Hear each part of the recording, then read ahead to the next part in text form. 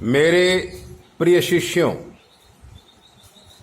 और मित्रों, YouTube के माध्यम से सुनने वाले सारे सज्जन पुरुषों और सन्नारियों,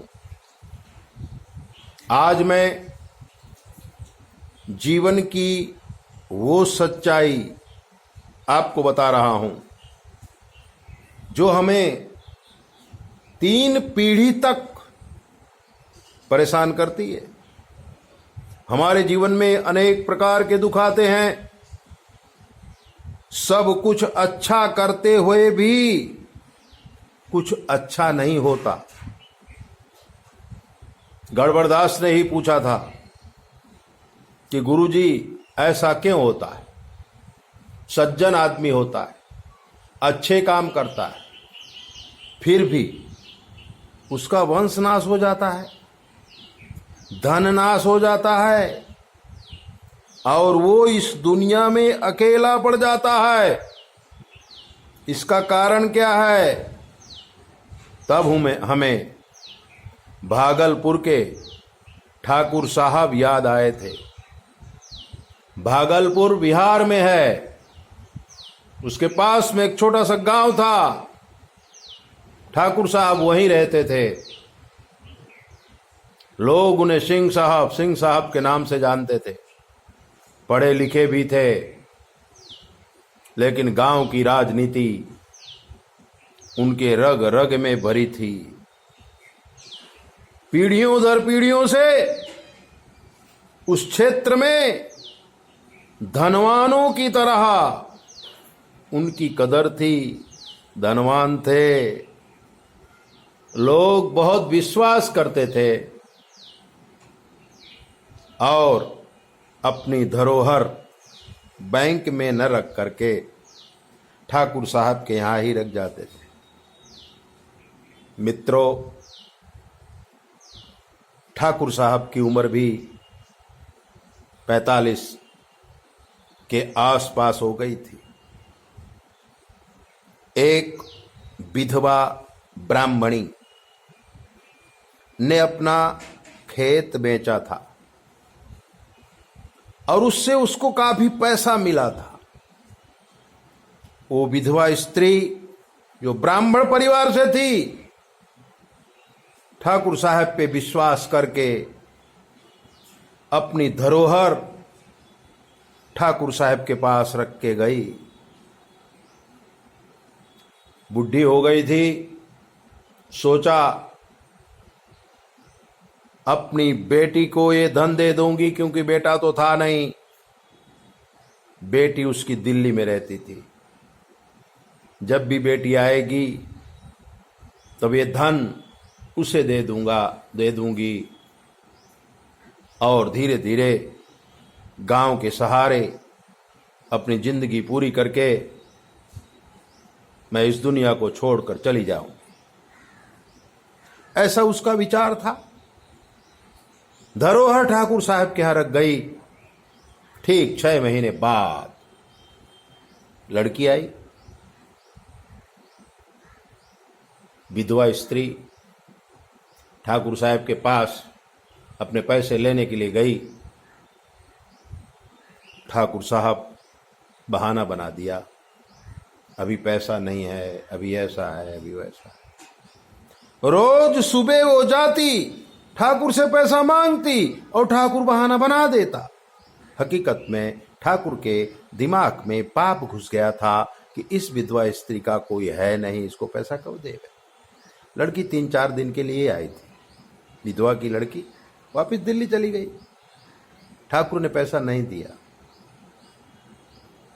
रोज ये विधवा स्त्री ठाकुर का भला बुरा सोचती और ऐसे सोचते सोचते विधवा स्त्री मर गई। ठाकुर पैसा खा गया। ठाकुर को 2 लड़के थे। एक लड़का मोटरसाइकिल से जा रहा था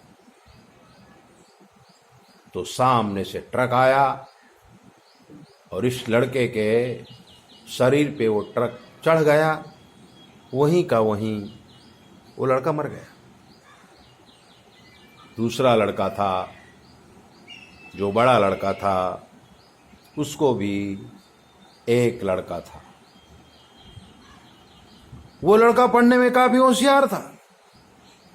ठाकुर की गद्दी, ठाकुर का वहीवट बड़ा लड़का संभाल लिया था। ठाकुर भी बहुत बुढ़ा हो गया था। जो नाती था, तीसरी पीढ़ी, वो दिल्ली में बड़ा ऑफिसर बन गया था। शादी भी बड़ी अच्छी ढंग से अच्छी जगह पे हो गई थी। शादी हुए 8 साल हुए, कोई बच्चा नहीं हुआ। ऐसे ही करते करते करते करते काफी समय निकल गया, एक भी बच्चा नहीं हुआ। काफी उपचार किया गया, डॉक्टरों में काफी पैसा खर्च किया गया, उपासनाएं की गई, यज्ञ इत्यादि क्रियाएं कराई गई, फिर भी सफलता नहीं मिली। शादी को 11 साल हो गए थे। दिल्ली में ऑफिसर के तौर पर उन्होंने अपना मकान भी बना लिया था।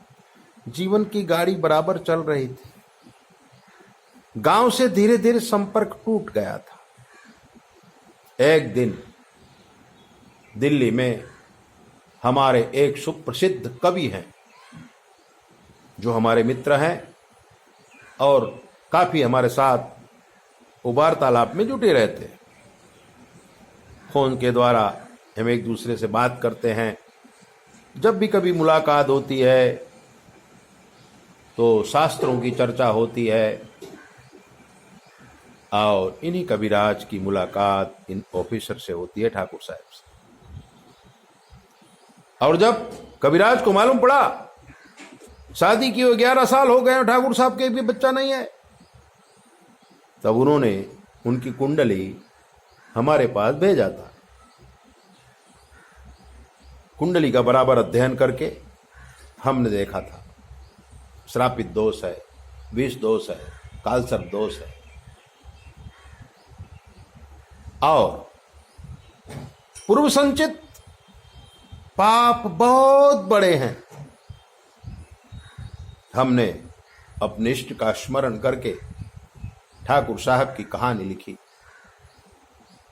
और उनके गांव की बात उनको बताई कि आपके पूर्वज किसी विधवा स्त्री का, वो भी ब्राह्मणी का, धन खा गए हैं। जवान आदमी की मृत्यु हुई है। आप एक ही संतान हैं और आपके कोई संतान नहीं है। आपका वंशनाश होने की तैयारी है। ठाकुर साहब ने पता लगाया था। गांव में जमीन में सब बिक गई थी। पिताजी भी वृद्ध हो गए थे, किसी तरह से अपना जीवन चला रहे थे। ठाकुर साहब भी पैसा वैसा भेजते थे, उनकी रोजी रोटी चलती थी। उन्होंने अपने पिता को, एक मित्र को भेज करके दिल्ली बुलाया और दिल्ली बुला करके अपने पूर्वजों के विषय में ज्ञान प्राप्त किया। तो हमने उन्हें बताया था कि एक विधवा ब्राह्मणी का धन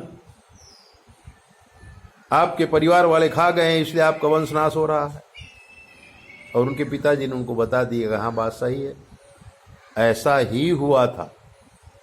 उसके बाद से ही हमारे जीवन में अनेक प्रॉब्लमें खड़ी हुई, सारी जमीन बिक गई, पिताजी भी कैंसर से मर गए और हम भी अब चल नहीं पाते। ये सब पाप पूर्वजों का था। और बाढ़े पूत पिता के धर्मा, खेती लागे अपने कर्मा। पिता के कृत्यों को पुत्र को भोगना पड़ता है, क्योंकि ये पूर्व जन्म का कर्म होता है। एक दूसरे के प्रति लेन देन का हिसाब होता है। ठाकुर साहब बहुत विह्वल हो गए थे और कविराज के साथ अहमदाबाद हमारे आश्रम में आए थे और फिर चर्चाएं हुई थी।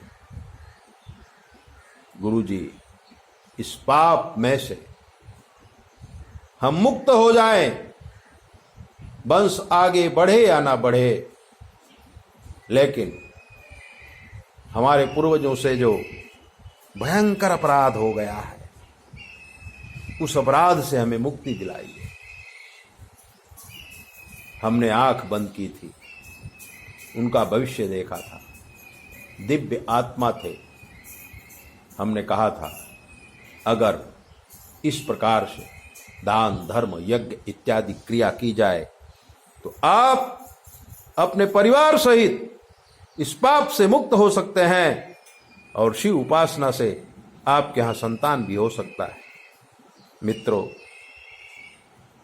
कलिकाल है, फिर भी शास्त्रों में जो बातें लिखी हैं वो सत्य होती हैं।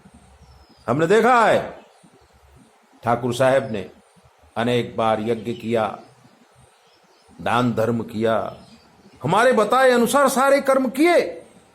दोनों पति पत्नी शिव की उपासना में लग गए और 13वां साल शुरू होते ही उनके यहाँ एक बेटे का जन्म हुआ और बेटे का नाम रखा गया दिग्विजय सिंह।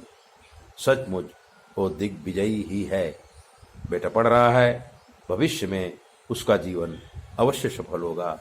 हमने उन्हें दिल से आशीर्वाद दिया था। ऐसी दिव्य बातें जानने के लिए आप हमारी चैनल को सब्सक्राइब करो, लाइक करो, और अगर आपके जीवन में कोई कष्ट है हमसे पूछ लो। शास्त्र के मत के अनुसार हम आपको जवाब देंगे, वो भी बिल्कुल फ्री। 9825200108 पर संपर्क करके आप कुछ भी पूछिए, हम आपको शास्त्र मत बताएंगे और सही बात बताएंगे।